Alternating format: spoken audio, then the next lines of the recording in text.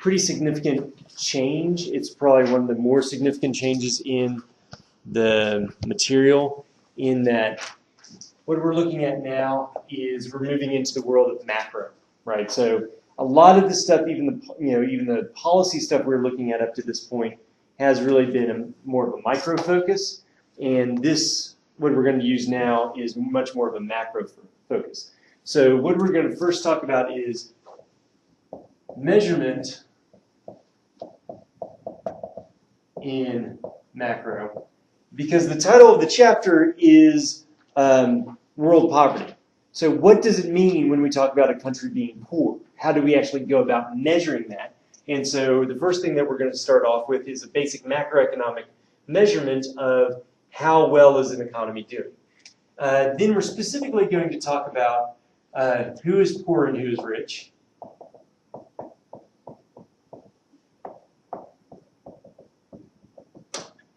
And then we're going to talk about alternate measures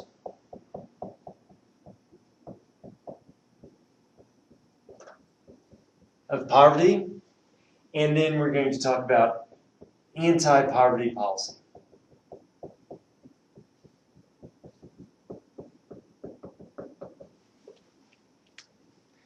So the first thing that we need to talk about is just to get some basic level of understanding as far as what do we mean by world poverty and how would we actually go about measuring this. So for a family, for an individual, who's poor? How would we define that? How would we look at that? Income, right? Income is the most obvious measure. Alternate measures, yeah. We just look at their income. Now, are there problems with looking at income? Sure, right?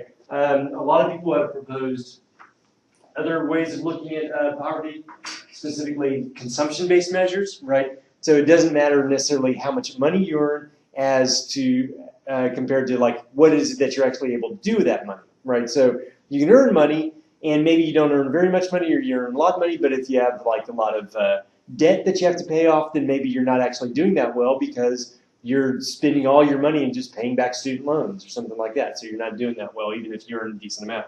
So there's some issues with that, but what we'd like to do is kind of get to some sort of income-based measure, but for an entire economy and how we measure that. And that's when we're going to talk about how do we actually go about measuring GDP. Then who is poor and who is rich, talk about just the rankings of different countries. And I was trying to print this off, part of the reason why I'm late, and I couldn't get the most recent numbers to print off, and so instead what I did is I just brought my laptop so I could have one computer look at that and write some numbers. And then talk about alternate measures, like what else might we want to measure if we have problems with how we're measuring this in the primary way, and then finally talk about what can we do about world poverty. So, fairly short lecture today. It's one of the shorter chapters and less substantive than others. But if this is the sort of stuff that you're interested in, then you're interested in the field of economic development in the kind of panoply of different areas within economics. So first measure of macro.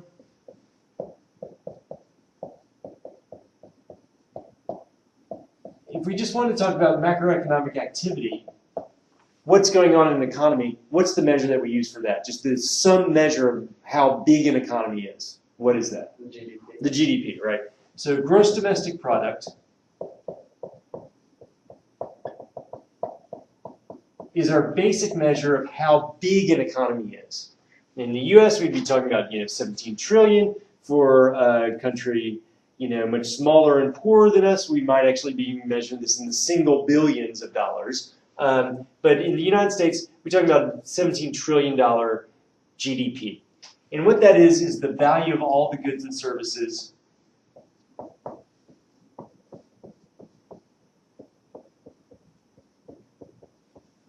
produced in an economy, so produced in a country in a year. And it gives us a general measure of the size of the economy. But what's one of the main problems with using this to talk about whether or not a country is poor or rich? What's one of the most obvious things? Country can be small and rich. Yeah, a country can be small and rich. So, what we're going to talk about in a second, the richest country in the world is Qatar, right? In terms of what we think about as like well-being, measured by, some measure of economic activity. But Qatar only has 2 million people in it, right? So it's not going to have that big of a GDP. So what we'd like to do is we take GDP, and divide it by the number of people and population. And so that's what we call our GDP per capita. So that's one of the improvements that we'd like to do. The other thing is that if we're talking about the people in a country, this is talking about physically within a country, right? So what's true about, let's say, a Mercedes-Benz that's built in Birmingham, Alabama, or actually this factory that's between Tuscaloosa and Birmingham? Is that part of U.S. GDP? Yeah. Yeah. Is it part of U.S. GNP? No. No. So there's a difference between domestic product and national product. And if we think about what's really measuring like the income of people in a country, it's not going to be based upon really what where physically is produced, but who is getting the money from producing that.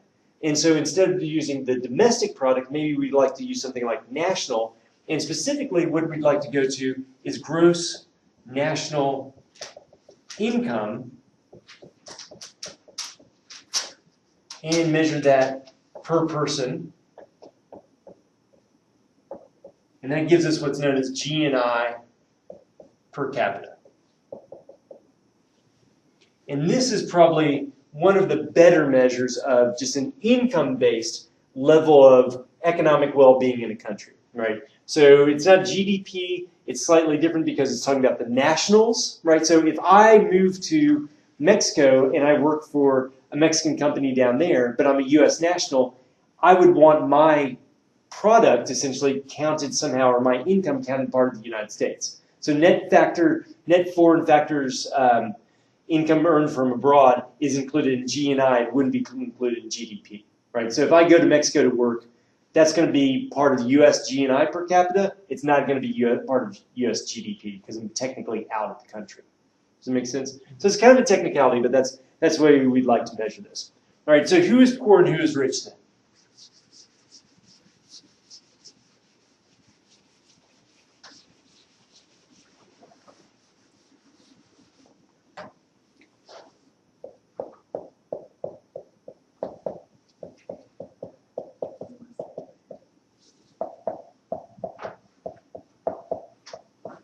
So using this definition and this measure, this GNI per capita, who can we say is, what countries are poor and what countries are rich? Oftentimes we hear this in terms of developed countries and developing countries. So if we just want to think about like what kinds of countries are we probably thinking about in the richest countries, who are we talking about? So just some examples. Us. China. UK.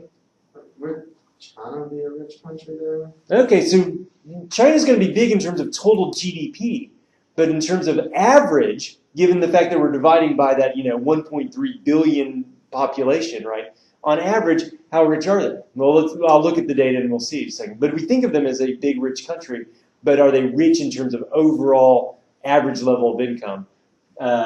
I'm probably thinking no. So U.S., UK, Canada's going to be up there probably. So these are the developed countries, kind of like Western developed countries. Other countries, I've already mentioned one, Qatar. Who else might be in here? What other kinds of countries that are similar to Qatar? United Arab Emirates, Saudi Arabia might be up there, Bahrain might be up there, Kuwait. Small oil-rich countries, like a lot of resources, not that many people. These might be some of the rich countries as well. Okay, so I'll give you the top 10 on each of these lists. And this is based upon, we'll use the World Bank numbers. So we have Qatar, Macau. Talk about who some of these countries are. Luxembourg.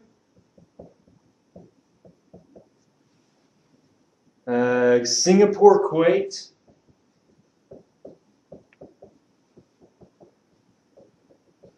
Brunei.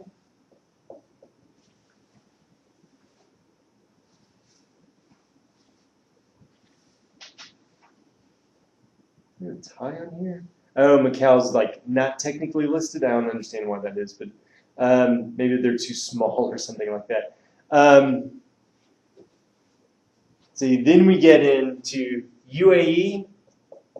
So all of these are these really tiny states. Luxembourg is the closest thing to it. Like, we kind of think of it as a real country. I don't know, Qatar's not a real country. Singapore, Kuwait, I guess, kind of counts. UAE again. Right, so all these are the really tiny countries that have some sort of resources. First one that we get that's a little bit more of, again, I'm going to call a real country, is going to be Norway. Coming in at about number 7 or 8. Like I said, Macau's listed on here, but it's not technically ranked. I don't know what it is. Oh, maybe because, it's because it's part of China. So this is technically part of China. It's a little, do you guys know about Macau?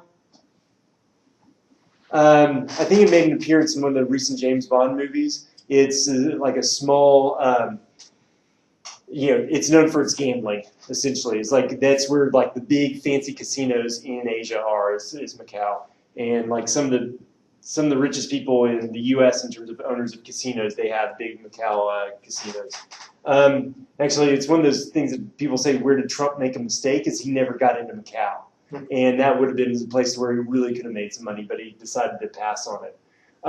Norway, and then we get down to the U.S. at number 9.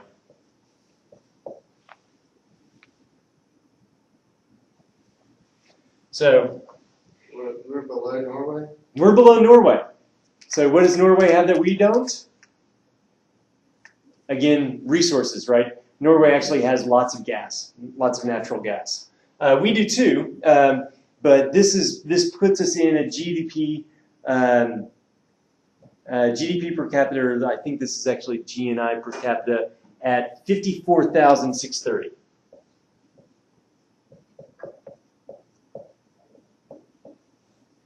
So that is our per capita income in the United States. Right.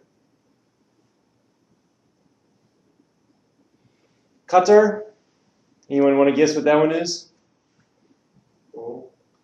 What's that?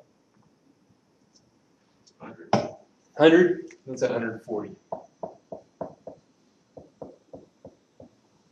Yeah.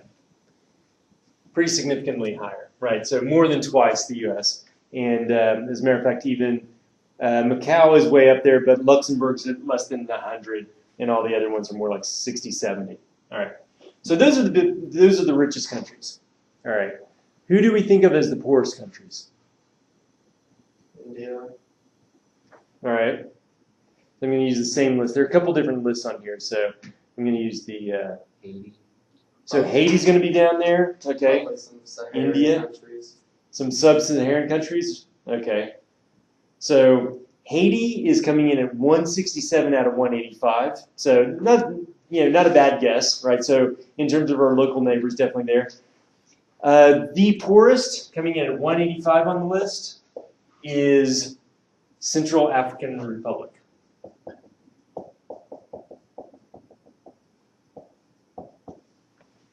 I'll just pick off a couple other ones that, in 184, Democratic Republic of the Congo.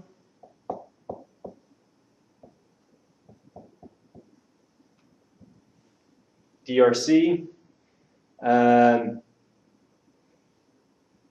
181, Liberia.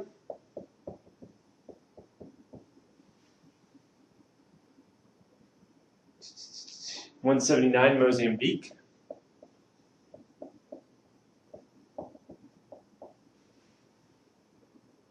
$171, Mali.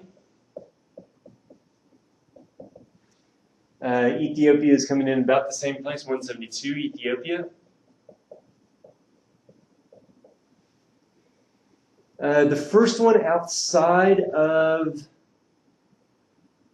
Africa, it looks like, is Haiti at 167. Afghanistan is near there, 163, right? Papua New Guinea at 151. Bangladesh at 147. India is 124. So actually closer to a middle income country than actually poor. And they're just above Vietnam and Uzbekistan. So China, by the way, let's go ahead and find that real quick. And I don't know if China is 83. So almost smack dab in the middle of the list. Right? So pretty close to middle income at this point. Now, what's the deal with China? Well, partially it's that they are so large, but then also that they do have some very rich cities, but they have a lot of places that aren't doing very well. They've been growing, but they started at such a low base in the early 1980s that if you really think about like the distribution of world income, it has fundamentally changed solely because of China and India, right? So the poorest, like how poor was the poorest person at the 40th percentile, right? So if you ranked everyone from bottom to the top, the person at the 40th position, 40th percentile position, that has fundamentally changed just because of China and India. Because you've taken such a huge proportion of the population and taken them from the bottom quartile to the middle quartile, and that's changed the entire distribution. So we hear a lot about China, but they aren't quite there on average yet. All right. Okay, how about some of these incomes? So this is using purchasing power parity, which is saying that you're controlling for the fact that stuff is cheaper in certain countries than it is in others, right? So like to go get a haircut, like when I was living in the Middle East, like going and getting a haircut wouldn't cost me $15, $20 there. It might cost me $4 or $5, right? Because non-traded goods are much cheaper in countries that are generally poor. So purchasing power parity, what's the income of Central African Republic per person?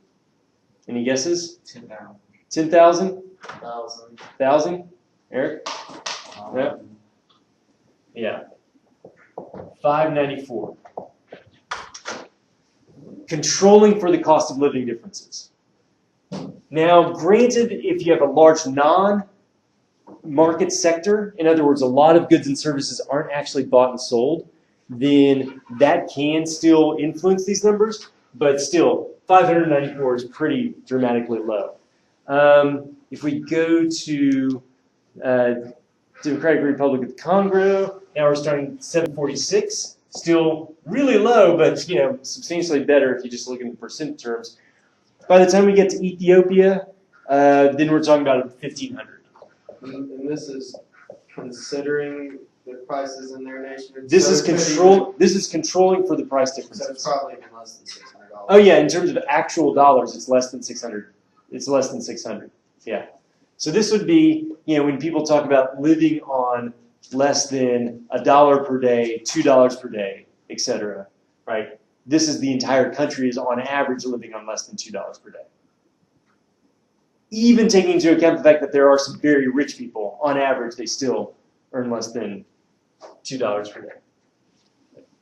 So huge discrepancies, right? When you think about this, right, that's 2,000 times more per person on average in the richest country compared to the poorest country. Even when controlling for price differences, because Qatar's a pretty, you know, Doha's a pretty expensive city to live in. So, what are some problems with these measurements, though?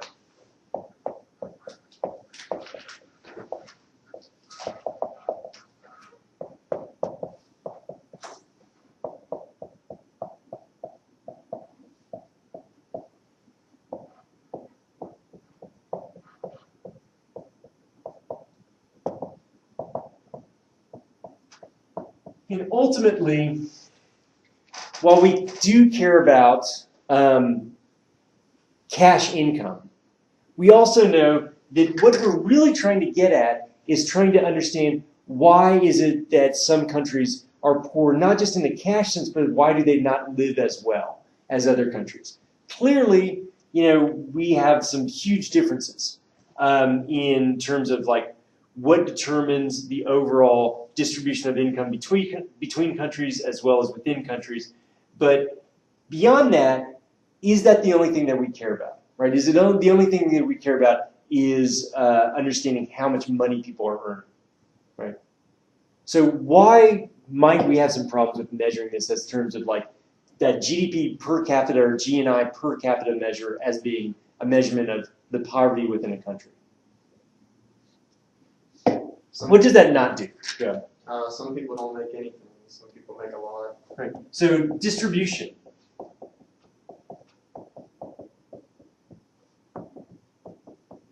Of income isn't accounted for.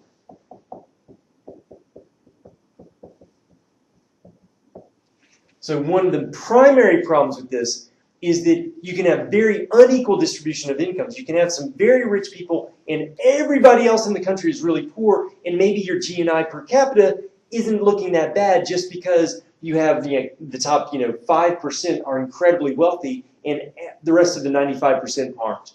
But based upon your GNI per capita, you're just taking the total amount of income, dividing it by the population. You don't get a sense of that, right?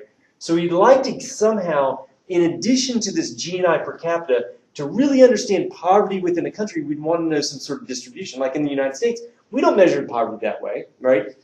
We don't just say, well, what's the income in Mississippi compared to Georgia, and we fully understand what poverty's like there, or what's the income in Hattiesburg versus Jackson, and we understand what poverty's like there, right? We use that as a measure, but that's not the way we generally measure poverty per se, right? We actually say, here's a line, everyone below that line is considered poor. What's the percentage of the population that's in that poor section, right?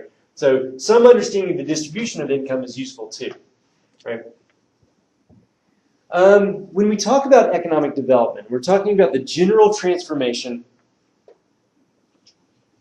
of society in a way that people are able to control their economic futures, right? Such that they can actually participate meaningfully in an economy. And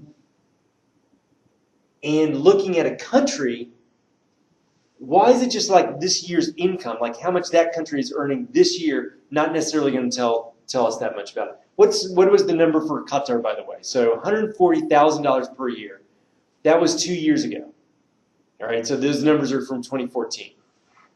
Do you think that number is going to be higher or lower this year?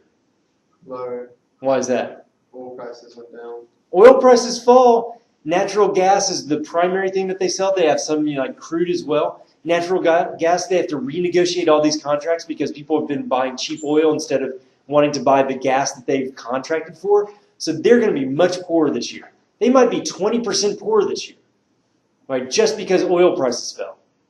Now that tells us something, but do you really think that the average Qatari is 2.5 times better off than the average American in terms of like actual economic well-being?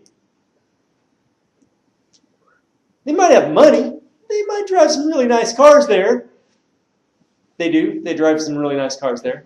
But on average, do we think that there's going to be a time in which we are going to see 20% of our income fall in a given year, on average? Probably not, right? So what you'd really like to do is understand, like, what is your capability of earning money in the future, in the long run, as far as like part of the measurement. And one of the things is that part of what income measures is selling off of wealth.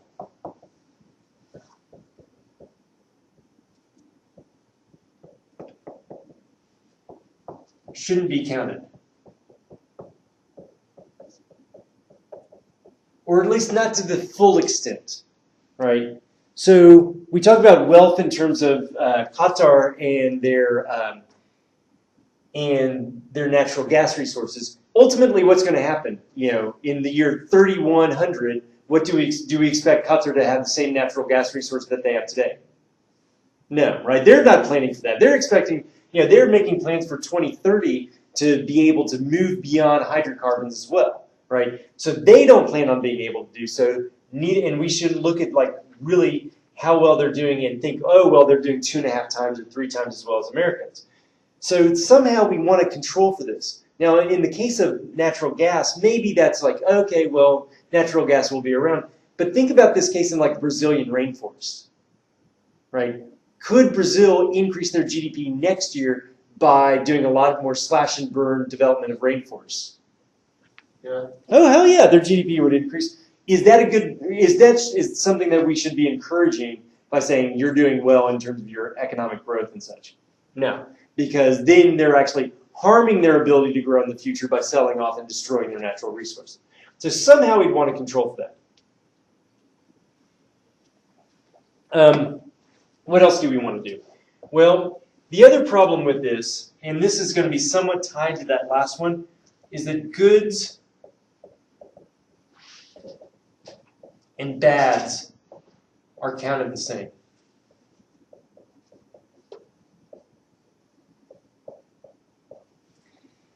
And this goes to just a fundamental problem with measuring macroeconomic output in this way. So I have this story of something that actually happened to a colleague of my wife's.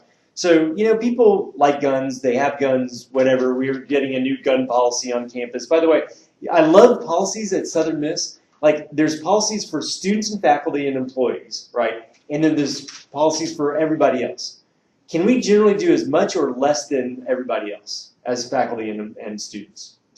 Less, that's right. So we can't drink on campus, right? But if you're not a student and during game day, you can drink on campus, right?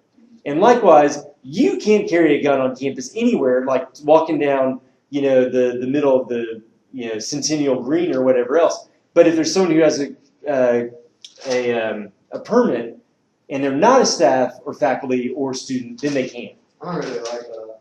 Like, why would somebody who's, like, you have no real reason, why do you need to be walking around campus with a gun? Like, what's your purpose? But it's a public area, so we can't control it.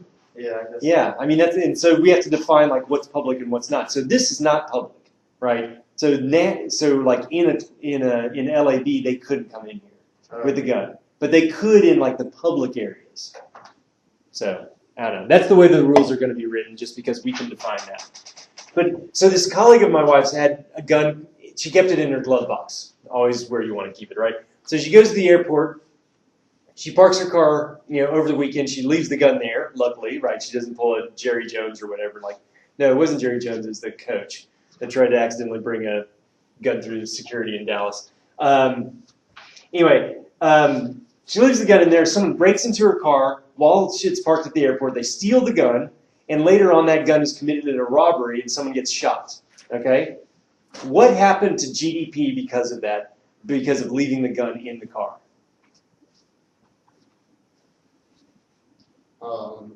She had to replace the window, right? So that was a sale. That increased the overall level of production. What happened to the lawyer that's hired to defend the guy? That's more production, right? How about the hospital bill from the guy that got shot? That's more production. That's a service that had to be provided. All of those things are counted the same as if someone like went and produced a new service and actually made society better off, right? So we're counting these things up, and lawyer services to defend thugs is exactly counted the same way as producing some new invention that costs $100,000 a year, and people are going to you start your own blueberry stand and you're going to be selling $100,000 worth of blueberries. Same thing as that lawyer's salary, right? Not the same thing, right? Society's better off in that they really appreciate those blueberries, and it's actually reflecting that society's worse off by having that lawyer around, right? And now, this isn't just disparage lawyers. They do things, right? And I work with lawyers, and some of them are good people, not all of them, but nonetheless, you can get a sense of like how just counting up economic activity doesn't tell you that society's better off. So, what do we do instead? Well, we have other measures of overall societal well-being to measure development. And so what the UN has developed, so the World Bank and the IMF typically use this GDP per capita or GNI per capita, but the UN, the United Nations, has developed what's known as the Human Development Index.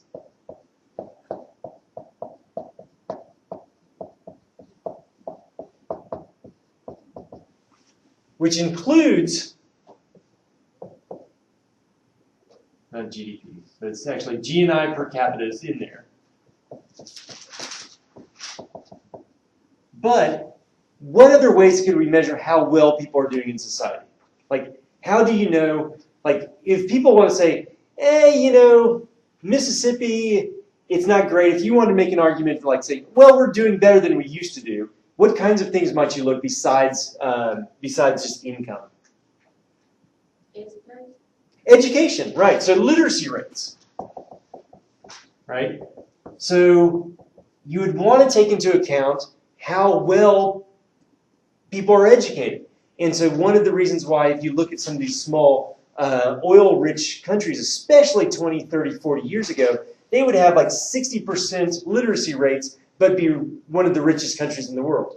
Well, that doesn't jive, right? Those people are not really capable of completely controlling their economic resources because guess what? They can't actually go out there and produce as well if they're illiterate, right? There's not very many jobs in the future that they could do, or if it's a completely competitive economy, they wouldn't be able to sell their human resources very effectively. So literacy rates is one of those things.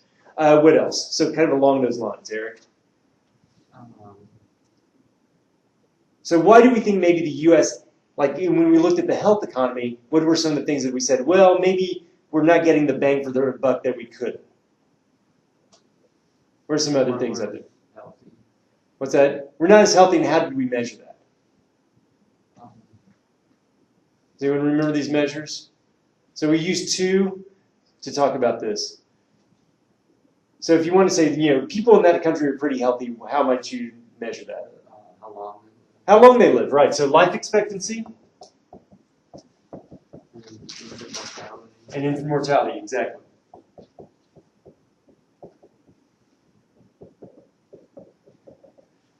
So if people generally are well educated and they're living long lives and very few babies are dying, you're able to say, you know, it sounds like they're doing okay, right? You know, if they also have a decent income, then it's clear that, you know, they're using that income to improve things that really matter. So the Human Development Index will include things like this as well. It has a whole array of different things in there. But one of the things it adds in as well is some measure of income inequality. And what I'd like to do is talk a little bit about is how do we go about measuring income inequality and what are kind of the acceptable ranges of income inequality. Because, you know, first thing, you know, any economist will tell you is that zero income inequality is not desirable, right? You need some differences in income in order to have proper incentives, as we were talking about in our Eco 305. You know, incentives matter, and if you pay people that, you know, again, you know, nothing disparaging about this, but I've worked some crappy jobs in my life. If you pay landscape assistants the same amount as you pay surgeons, then, you know, I'd much rather be a landscape assistant. I like working outside, and if you paid me $100,000 a year, I'd be more than happy to do that, right? So income inequality, some of it's necessary, but then you can have excess income inequality, and we're going to talk about how we measure that. So what I'm going to introduce to you is two concepts, and if you actually go back to chapter 6, the appendix, it has these two measures in there. The first one, I'm pretty sure we haven't talked about these. The Lorenz curve. Is that familiar? No, we didn't talk about that, right? The Lorenz curve and the Gini coefficient.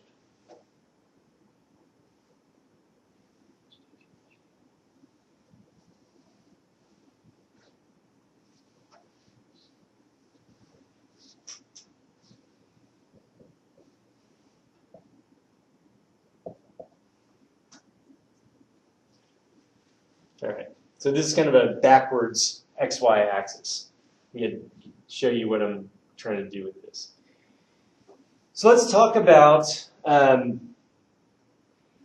how we might arrange people. Let's say we took every person in the United States, and at the 0 part, this is the poorest person, and over here is going to be the richest person, right over here at the 100.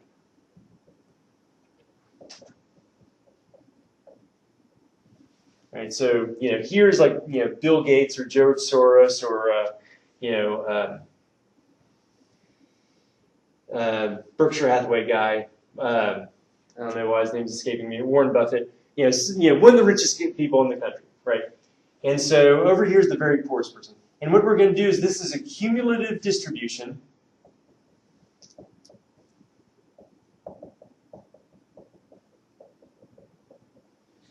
So we're going to take every single one of these individuals and order them, like, this is literally like, think about every individual. We'll do stick figures here.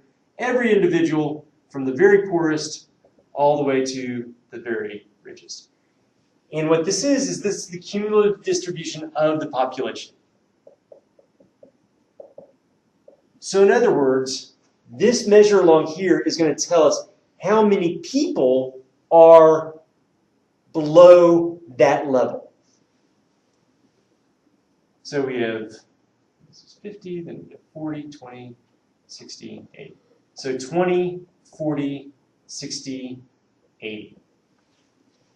And here, what we're going to have is we're going to have the cumulative income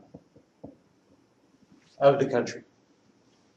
So in other words, what we're going to look at is how much of the total income is owned by a certain proportion. So let's take the poorest 20% and think about how much of the total income in society is earned by the poorest 20%. So if we take out all the poorest 20% of people, add up all their incomes, and what is that in terms of a share of the total income in the United States? That's going to only be about 1% or so. Right? It's going to be a fairly small number. About 1% of the total income is earned by the poorest 20%. If we go up to the next 20%, add that, all of their income, so the poorest quintile, the poorest 20%, the next poorest quintile, add those two numbers up. That might get us up to, 6%, 7%, something like that. So all the poorest 40% may earn, 6 or 7% of the total income. If then we make it the poorest 60%, now we're talking about, 30, 40% of the total population, or 30 to 40% of the total income. If we get up to 80th percentile, that now may be 60%, probably even less. And if we add up all those points, then we get this curve. And so really and truly, at the 80th percent, this is probably about 50% of total income or so. But this gives us an idea of the distribution of income, right? If something's really bowed in, then that's going to be a lot more inequality. If it's not very bowed in at all, then it's going to be a lot less inequality. Because we could imagine that we have this line here where we're connecting 0 to 100 like that, where everyone earns the exact same amount, that we can call that the line of equality. If everyone earns the exact same amount, then we're going to have 20% of the population earn 20% of the income. 40% will earn 40%, 60, and 80 would earn 80. So on that line of equality, everybody earns the same. And we get an idea of the degree of inequality by how much that's bowed in. Is everybody with me on this?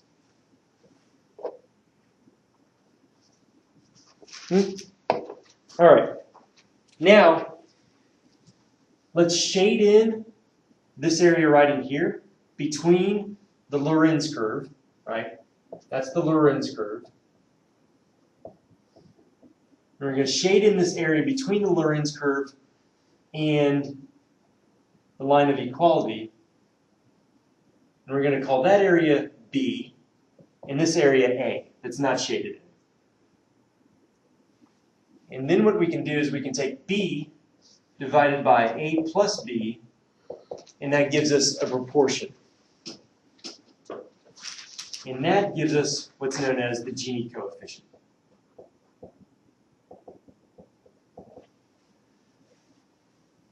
If that number is 0, how much inequality is there? If the area, the size of that area divided by the total size of those two areas is 0, how much inequality is there? None. None, because then it must be that there's no area B, and we're perfectly on the line of equality.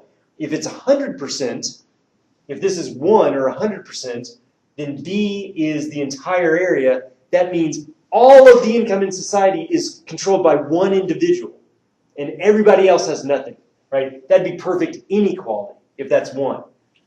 Where you are between 0 and 1 tells you the degree of inequality in society. So the U.S.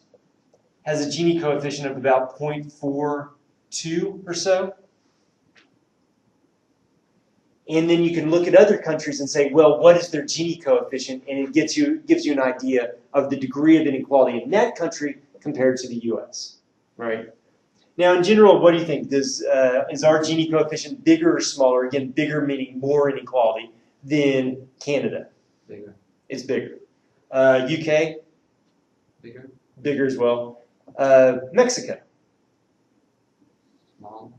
Mexico, it's still bigger, but then Chile, Argentina, it ends up being small, right? Latin American countries, like South American countries, generally have more inequality than the U.S. does. A lot of those very poor African countries have more inequality as well, right? So you get the idea of income, just the overall average income, and then you add in Gini coefficient, and it really gives you both of those pieces of information. Okay, so how poor are they, and how unequal are they? And it lets you know a little bit more about how well people are doing in society. So if you had both high income and relatively even incomes, then you could say, okay, well, on average, people are obviously doing well if we add this by median or however else we do it. All right. Again, the appendix to chapter 6 is where they go into this, if you want to go over it a little bit more. Very useful shorthand way of understanding how much inequality there is in the society. So B is the area? The area, the size of the area. Okay. Right. And of course, like we could do this like in a very chunky way by just, like using that 1%, 5%, blah, blah, blah. But really, you'd want to do it continuously, which would involve calculus and, but.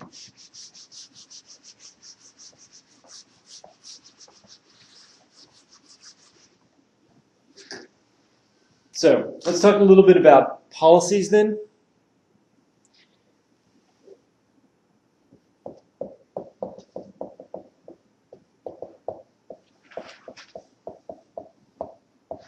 Policies for development. So some different general policies that people have is the first thing that people think about is some sort of industrialization.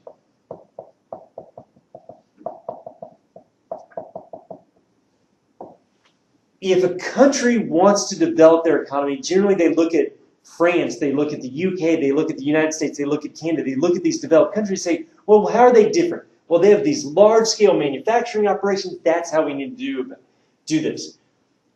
Historically, there have been two different approaches to this. One is known as import substitution.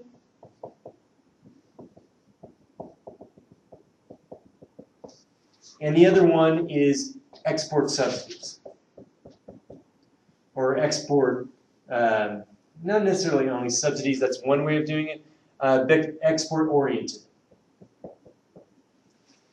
So you think about this and go back in history, back to the 1950s, 1960s, 1970s, and if you're Egypt or you're India or you're Iran and you're looking at the US and you're looking at the UK and you say, we want to, look at our country. We produce all this cotton and we produce all this rice and we produce, all these, oil, but we don't have any of the stuff.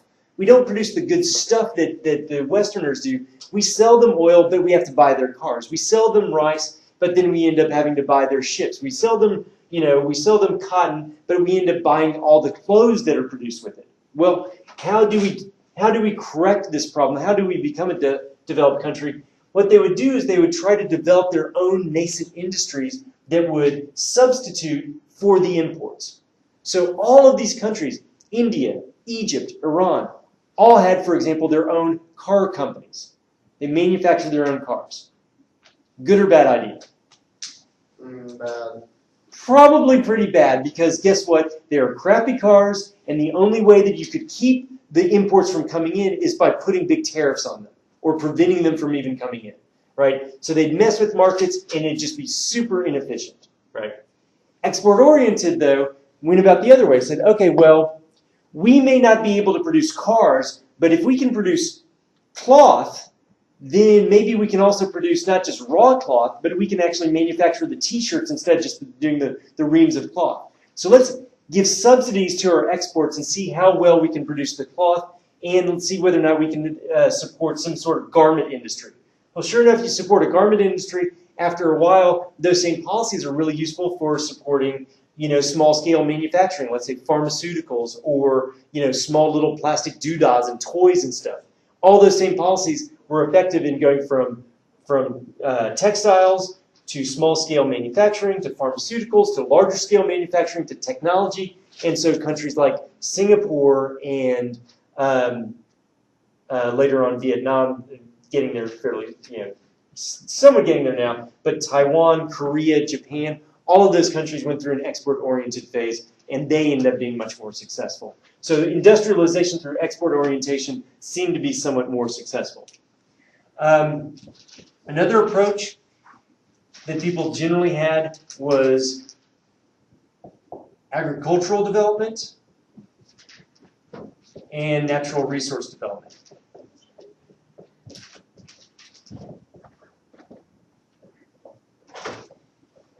Both of these, they're essentially, this is our structure of our economy already. We're already producing, cotton and rice and wheat and what have you. So why don't we just try to do that better and invest in things like more, better varieties of rice. So we had the Green Revolution that happened through Asia. That really helped out the overall level of development.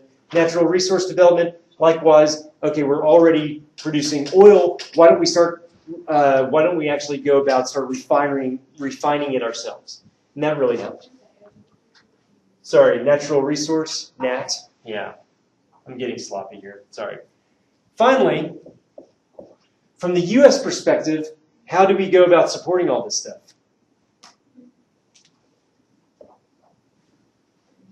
How do we actually try to help other countries develop?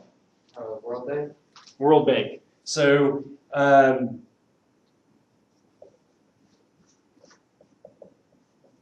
multinational development agencies,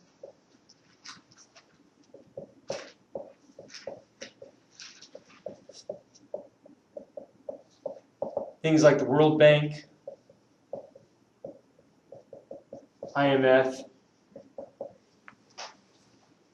So the World Bank is an international bank for reconstruction and development. It was developed after World War II to actually start developing or actually help rebuilding Europe largely. IMF was the International Monetary Fund. It helped organize, we'll talk more about the IMF later on, but it basically helped develop a system for international financial transactions. The World Bank and IMF used to have very different kinds of jobs. Now they actually kind of have very similar jobs. But one of the things that's true about bureaucracies is once you create an existence, once you create a bureaucracy, it's very hard to get rid of them. So the IMF technically didn't have much of a purpose for existing after 1973, but because they did exist, they could create new reasons for themselves to exist, and now they still exist. It's something that happens with any kind of government or non-governmental agency. Once you create a bureaucracy, it only cares about continuing to exist. Now, from the U.S., what do? How do we support these sorts of efforts individually?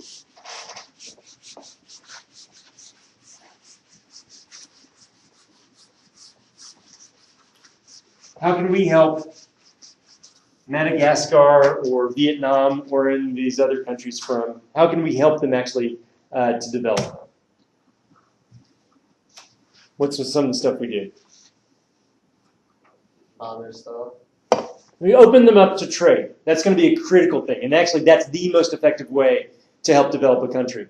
A lot of the other things that people have tried are not anywhere nearly as effective as basically helping countries open up to trade.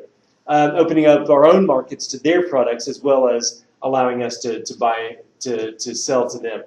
But then another thing that we've often tied to economic development is foreign aid. Now, we give about $40 billion a year in foreign aid, right? Is that a large number or a small number?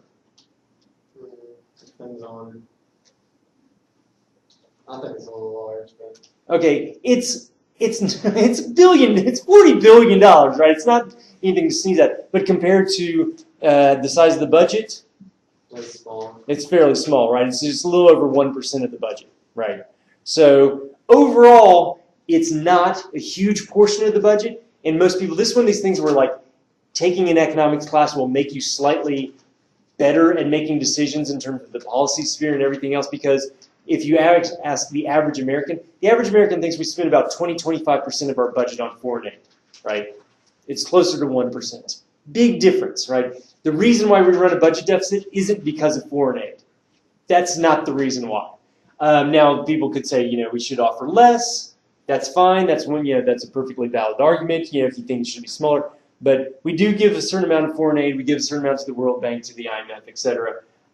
Generally, we do support specific development projects through USAID, but the fact is that the reason why we give money to countries has very little to do with how poor they are. It has more to do with our security and our political aims, right? It's more of a part of our foreign policy to make them like us, and that's why we give them money. Right?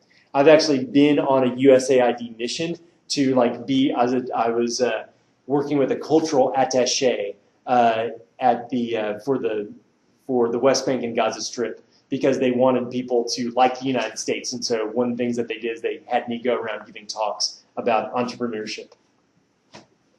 Yeah, it's kind of silly, but that's what we do. We don't actually go and develop dams or hydroelectric power or anything like that. We generally just try to do small-scale development, give to local NGOs, that sort of thing. We don't do that much. $40 billion doesn't get you that far. And that $40 billion, most of it goes to a limited number of countries: Egypt, Israel, Afghanistan, and Iraq. Right? Why those four? Well, because two of them we have the if you broke it, you buy it policy, right? So if you have big wars in places and destroy a lot of their infrastructure, then you feel responsible for rebuilding it, and so you spend a lot of money trying to rebuild it. And then the other ones is part of the Camp David Accords in 1979. We told Egypt and Israel, guess what? You sign this peace treaty, we'll give you lots of money for a long period of time, and that's why we do so. All right. Questions, comments? All right. Have a good Easter break. See you guys on Tuesday.